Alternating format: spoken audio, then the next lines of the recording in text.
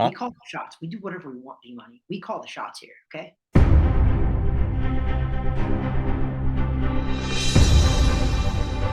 Weekend Trav. This is season 3. This is the first episode of season 3, which is episode 101 of Weighing In with Travis Hartman. I am B Money, the producer. That over there is Weekend Trav, coming to you from both studios here, folks. One at my homestead and one over there at the TH Boxing facility. And you are tuning into the #1 Beards, Bourbon, and Boxing podcast, shot in Orlando, Florida, specifically Laureate Park, specifically in a boxing gym, specifically on the second floor of said boxing gym in the podcast room, shot on a Sunday or Monday. Today is Sunday, dropping on Wednesday morning at 7:15 a.m. Eastern Standard Time in the in the world. world. That's us, ladies and gentlemen. We appreciate everyone that came through and took a look and tuned in on episode 100, the milestone episode last week. If you have yet to listen or watch it, go ahead and take a look at our catalog, whether you have fallen on YouTube or Rumble or even the audio sources on Spotify and the like. We are all over the place there. So Weekend Trav, we're in this for the long haul, brother. And we got some stuff to talk about. Obviously, there's been some boxing news. We got a big time fight, depending on the way you view it, between Jake Paul and Anderson Silva coming up this weekend on October 29th, coming to us from Arizona. But Weekend Trav, before we dive into that, I want to get your take on the latest and greatest Terence Crawford and Errol Spence news. It looks like that fight is on ice, as it was announced earlier this week that Terence Crawford on December 10th will be taking on one David Avanesian. And you, as somebody that's been in the ring with Terence Crawford and might have your finger on the pulse of some things, what's your take on this? And what are you hearing from your sources with regard to what's going on with Terence Crawford, his camp, this fight, everything going on there, Weekend Trav? Listen to me, people. I will address the David and Neeson fight in a minute, but first I'm going to talk about the breakdown of the Errol Spence versus Terence Crawford fight. Okay, Terence Crawford agreed to everything for them. He agreed to the lesser split. He agreed to the no guarantees. All he wanted was a little bit of transparency in the spending of the promotion and the expenses. Okay, these are all true stories, and Al Heyman refused to give that to him. So, this is some inside knowledge for sure, but if you know, you know. I believe that Mr. Heyman, who has been good for boxing, he has. He's done PBC series. He's done a lot of good. He advised Floyd Mayweather. He's got Errol Spence. He's got a lot of top guys. He does. But something shady's going on, boys. Okay, some shady's going on because also what most people don't know is how Al Heyman, besides Mayweather, Al Heyman got I believe it was an over $500 million investment from Waddell and Reed out of Kansas, by the way. Yep, I know them.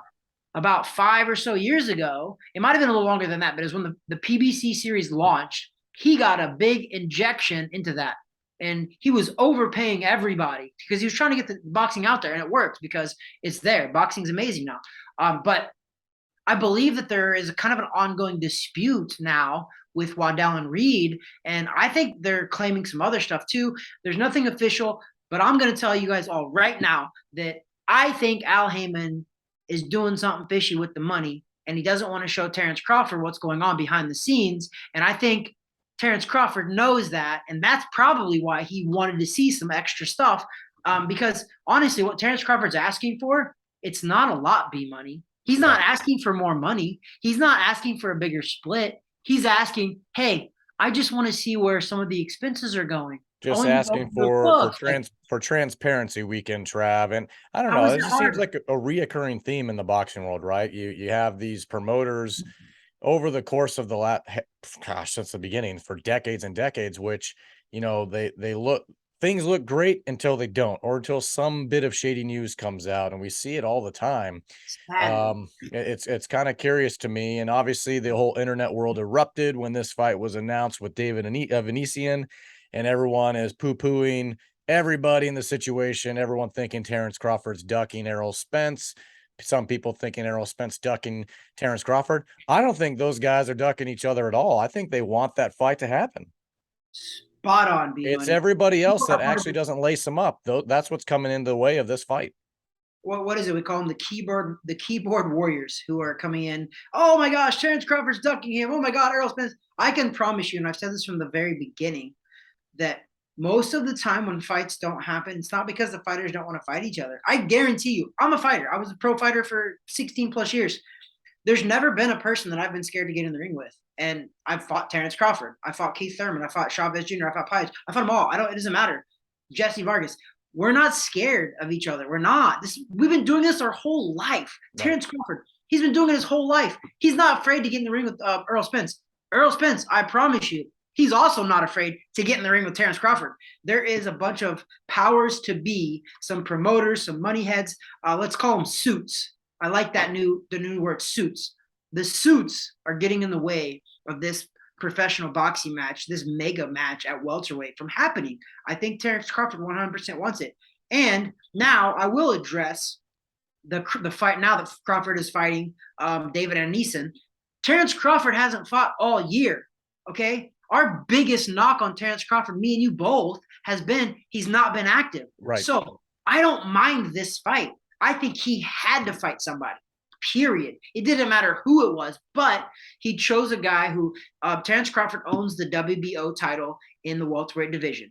So he had to fight somebody within the top 15 rankings, I think even top 10 rankings for this guy. This guy fit the bill. This guy's on a 6-fight win streak. This guy's beat guys like Shane Mosley, even though Shane Mosley was past his prime, clearly. But he's fought guys like Lamont Peterson. He's fought reputable guys and lost to the reputable guys, except Shane Mosley. So was this, I don't know if you know this, was this a mandatory order on the WBO, their part for this fight, or what was this, teed up? I'm not positive this was his mandatory. I'm not positive. I'm not sure who the mandatory is at welterweight for the WBO, but I think the WBO was I think they were all in too on Terence Crawford fighting Errol Spence for the undisputed title. So I think they didn't even really have a mandatory probably. I'm not sure. I'll have to look into that because I'm not that familiar with the WBO or like the WBA. I'm not that familiar with them and their mandatories. But regardless, the WBO, they're approving this. So this is an approved opponent through the WBO. So whether it's a mandatory or not, I think it is though, but I'll double check that. But regardless, this guy, he's a formidable opponent. He's not, when we're looking for Errol Spence and Terence Crawford, and then we get this fight, yes, it's a massive letdown. Right. Which we've had letdowns all year. I mean, look at the heavyweight division. I mean, if we're gonna, run these two guys through the ringer like they're trying to avoid each other, we could do the same about Tyson Fury with everybody in that division. And who does he end up fighting come December? Derek Chisora. Yeah, right? He's having a trilogy. But wait. But let me put this out there because I also said this about we in our 100th episode. We talked about, actually I think I made a video of this on Instagram. Actually, it was how I was like, the Deontay Wilder fight, the third Deontay Wilder fight is the trilogy that should never happen, but the gods are probably going to bite me in the butt and it's going to be amazing. It was amazing. Yeah, now we really got it. Derek Chisora and Tyson Fury is a trilogy that I promise you, again, should never happen. We truly don't need that one. So watch it be exciting. Chisora's, he's a tough dude. He's gonna bring it. Well, weekend Trav, let's final portion with regard to Terence Crawford, Errol Spence, David Avanesian. All I want is a head shake yes or head shake no from you, okay? And I'll try to kind of give the lip service for the audio track here for those listening on Spotify and the other audio podcast sources. Per your insider knowledge, do you feel, shake a head yes or no, whether that the fighters got in the way, or was it truly, actually, let me rephrase this. Was it truly the suits that got in the way of this fight? Folks at home, he is shaking his head yes. There are some things that we know and some things that we don't, but there are some things that we know. All of the boxing people listening to this, if you know, you know. So anyways, let's move on. That fight is coming up. And we don't want to, we don't want to put David Avanesian. I don't even know if I'm saying his name right. We don't want to put him in a bad light and kind of run him down. That's not what this is about. What this is about is the fact that the fans have had their have been stabbed in the back by Heyman and the like. With this fight actually not happening that we've been wanting, which is Errol Spence and Terence Crawford. But anyways, we have plenty of time to talk about this one coming up December 10th. Let's talk about coming up this weekend. Big time. I want to call it a big time fight, but it's more big time, dramatic, and PR type fight, in my opinion. And that's Jake Paul taking on former UFC great Anderson Silva in Glendale, Arizona, October 29th. Cruiserweight action, 8 rounds, Showtime pay-per-view. Weekend Trav. We've talked a little bit about this when it was first announced. Not surprised by the name at all, the Spider Silva. But what do you think here going into this on this weekend? Jake Paul taking on and the opponent's getting better. Okay, each time it feels like it's getting a little better. Anderson Silva, thoughts here? Man, when they made this fight, I was actually listen. We've been critical of Jake Paul. Everybody has. Some people have been overly critical. We haven't been overly critical, but we've been critical. I think this fight, when it first got announced, you can look at our episodes. Honestly, I was a little shocked because I was like, this is a very good opponent. This is by far the best opponent Jake Paul's ever faced. Mm, Okay, even though he is a former UFC legend, and let's not make him any. He's a legend. Okay, yeah. he's a legend. There's And no doubt. to be a legend, we can Trav, you gotta be old. He's not young. Exactly. You got to be a little older, but he's a by far a legend.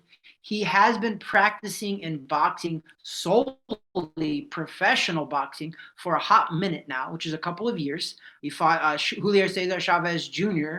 This was pre-rehab Chavez Jr. By the way, let's put it out there because he Mhm. went into rehab after he got beat by Anderson Silva. But let's be fair though, Chavez Jr., who I also faced in the professional ranks, Chavez Jr., he could fight. You would think that all of his experience, Chavez Jr., and all of his negativity, the guy was a world champion at one time. He won a world title. So he deserves some credit for that.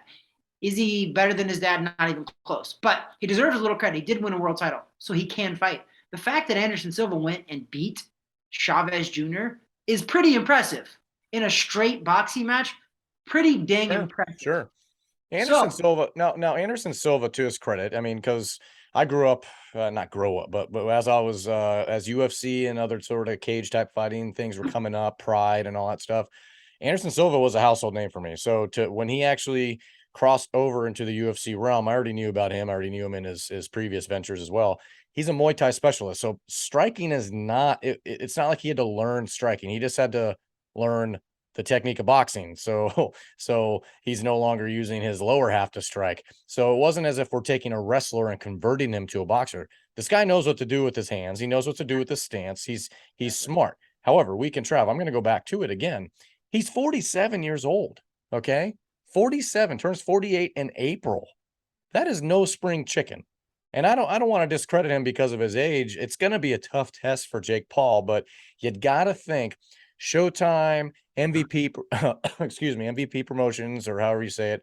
yeah, that's it. Yep, They you're right. know what they're doing. Okay. They know what they're doing. They're not going to set Jake Paul up for failure, I don't think. So, this is, I think this is going to be a tougher fight, but I'm not going to be surprised when Jake Paul's hand is raised in victory on this one. Well, listen, I think that the age, I mean, you always have to factor in age, you do, but we do have some freaks of nature, is what I call them. Bernard Hopkins won a world title at 49 years old over a 28-year-old. Sure.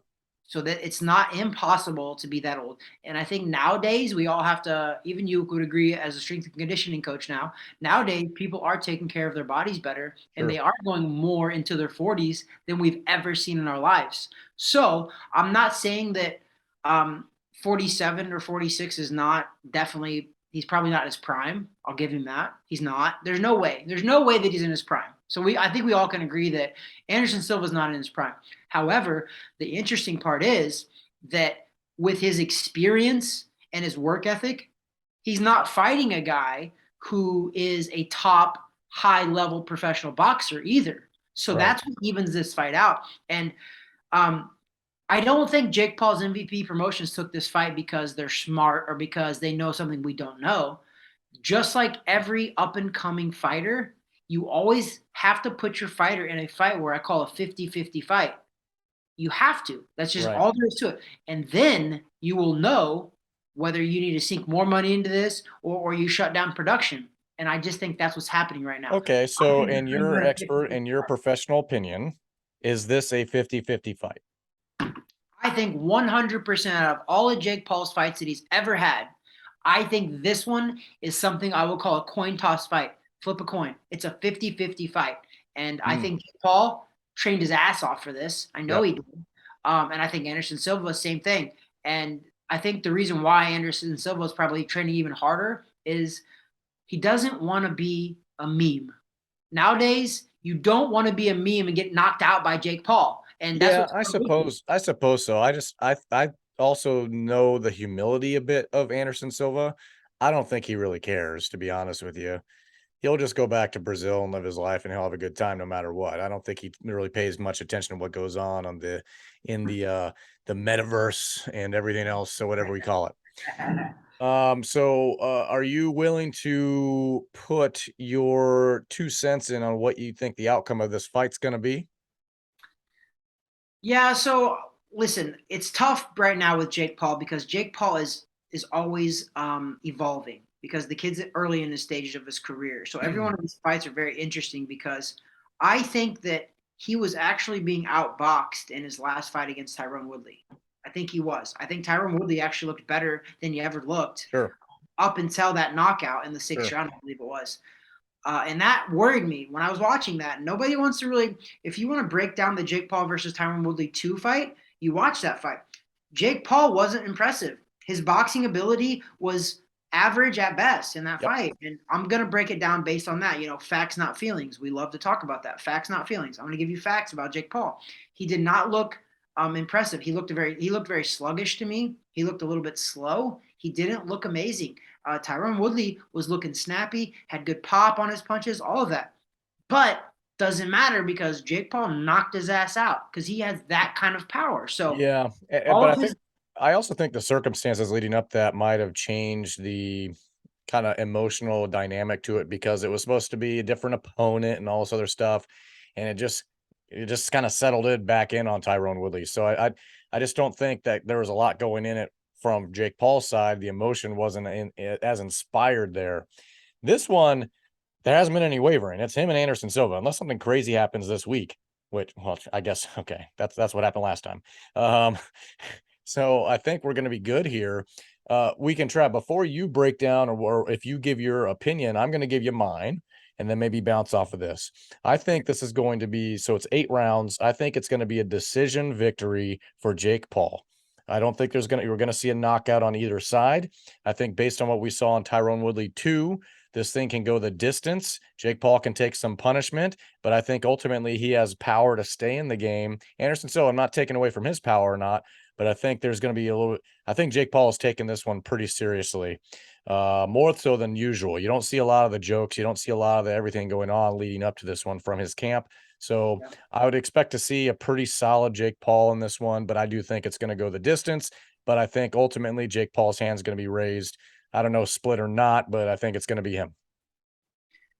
I will agree on air right now that I agree that it's 100% going the distance again. And I said that, and I also when I make these assertions, I'm very sure about my opinions when I say that. Just like when I was like Deontay Wilder and Robert Helenius, I was like, I promise you, it will not go past 4 rounds. It went Oh, and it one. didn't. It I went I put money 47 on I seconds. put money on that one and won, so I was It happy. went 47 seconds. So I'm going to tell you guys this right now that it's going the distance. It's going 8 rounds. I don't see this fight going. No way. I really don't see Jake Paul, even with all of his crushing power, because to be fair, this guy does have a lot of power. I mean, he showed it versus Tyron Woodley. Tyron Woodley, in all of his glamour, the guy's a fighter at the end of the day. Sure. Nobody expected him to get knocked unconscious like that. So Jake Paul's got power, okay? He does. We cannot discount that. However, I think that Silva knows how to fight guys with power. He knows how to. Silva's a very smart, savvy veteran. Okay. He's 46, 47 years old. He's going to know how to fight and know how to last. Okay. And I think that's probably what's going to have to happen. However, he's going to force Jake Paul to box smart and be light on your feet. And Jake Paul cannot come into this fight trying to overpower Silva. If he tries to overpower Silva, I think Silva outworks him and wins a decision if that's what Jake Paul tries to do. This is pretty So, interesting weekend travel. Looks like the line in the sand on this one is 6.5 rounds. Jake Paul to win by decision or technical decision. Not a bad bet here, plus 185. So I might take that. Jake Paul winning by knockout or TKO or DQ plus 300. So no one's agreeing that he's going to knock Anderson Silva out here. Anderson Silva not looking good on him possibly winning anyway. All those bets are, higher payouts. So it seems like not consensus, but most people are thinking we're probably seeing more of that decision victory there on for Jake Paul. But it looks like the over under on the rounds is 6.5. Jake Paul is the favorite overall in the fight, minus 135 is what I'm seeing on my service. So that, I mean, I'm not necessarily taking a different kind of track here. I'm kind of going along with what the consensus says. I think Jake Paul has it by decision. Yeah, and I think that if we know anything about Jake Paul going the distance with Tyron Woodley, the first Tyron Woodley fight, I don't think the judges side with Jake Paul that often. I don't think they do because the Tyron Woodley fight, the first one was a split decision. I watched that. I judged that. No way it was a split decision, but they gave Woodley, one of the judges gave Woodley the fight. I didn't agree with that. So I don't think the judges are in favor of Jake Paul. So if this is a very close fight, I can see them leaning towards Silva. So I don't know what's gonna happen, man. And that's why Jake Paul right now is a seller. I'm telling you because I don't know what's gonna happen in this fight, and I don't care who you are, the experts. There's no expert that is gonna sit right here right now and say I know for sure that Silva's gonna win or that Jake Paul's gonna win. Everybody is going out on a limb, giving their professional opinion, but I guarantee you nobody's sitting here saying for a fact like I was Deontay Wilder, Robert Helenius. I was telling you for a fact that Deontay Wilder is winning that fight. I knew that. This fight, Jake Paul, Anderson Silva, I don't know. I'm still reserving my opinion to give you my full prediction. But I don't know. I think that I'm with you. I am leaning right now towards a Jake Paul. But this could be a very, very big and important fight and a way for me to stand out in my predictions. Well, then give me the path to victory for Anderson Silva. Do you see it as a go on the distance, or do you see something else happening? If he were to win, what's the way that you see him winning? He's got to outwork Jake Paul. Anderson Silva has to come out there and be on Jake Paul's chest and outwork him. Be on his chest, outwork him. And that's how you counteract a guy's power. And most people don't think this makes sense, but to counteract Jake Paul's power, you actually have to be closer to him than further away. Sure.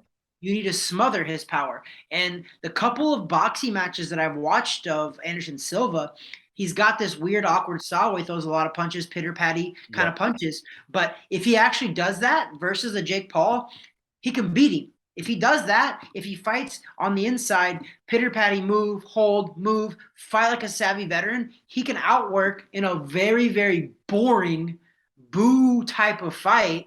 He can outwork Jake Paul and beat him. If he lets Jake Paul stay on the outside, if he lets Jake Paul establish that jab, which Jake Paul, to BJ Flores' credit, Jake Paul has developed a very good jab, which has set up his right hand. You watch the Tyron Woodley 2 fight, Jake Paul was jabbing to the body, jabbing to the head. Not having a lot of success early, but he was setting that right hand up later, and he feinted through a big right hand, knocked out Woodley. He's fighting a different opponent, that one, Silva.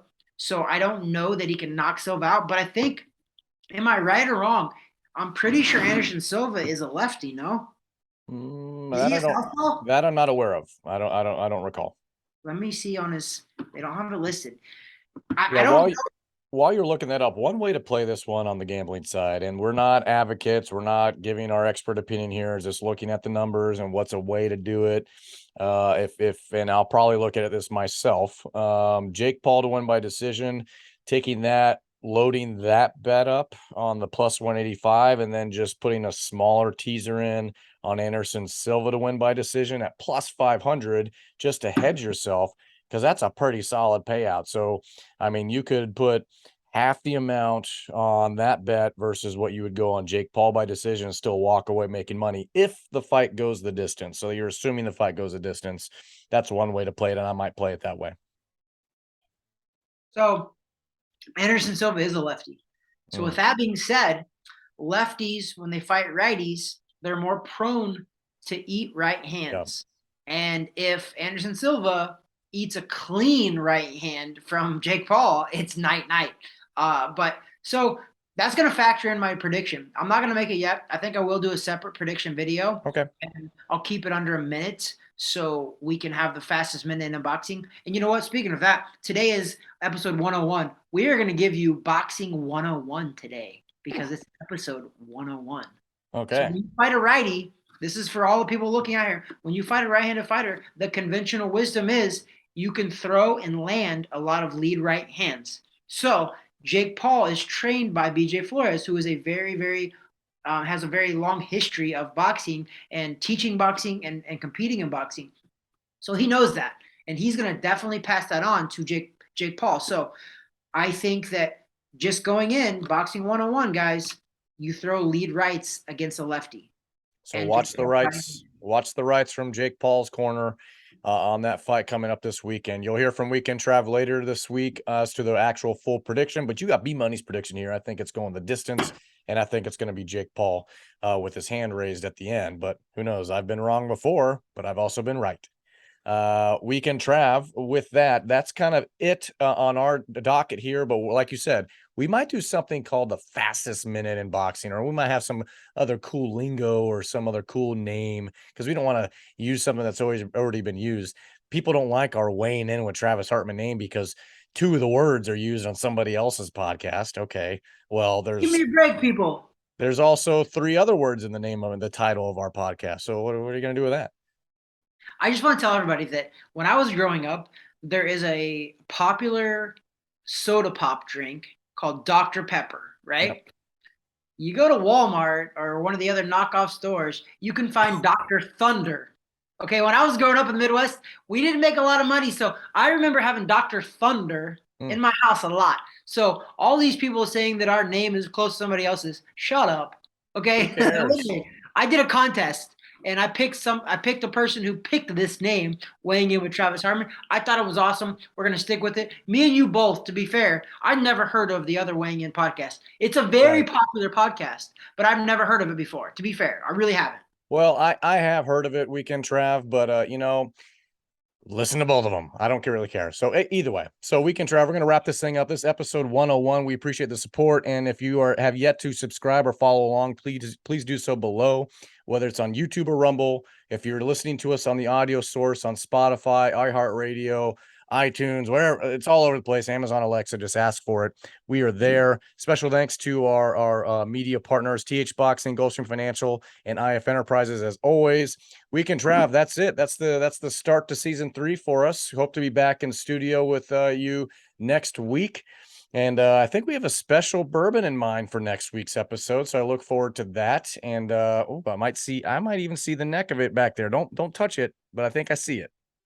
I think I see it. We do. We have a very special bourbon. Special. Weekend Trav, any quick final thought before I wrap us up here? No, because I'm going to save it all for the fastest minute in boxing. We're going to do it. Fastest minute. I'm used to hearing that kind of lingo in my household, the fastest minute.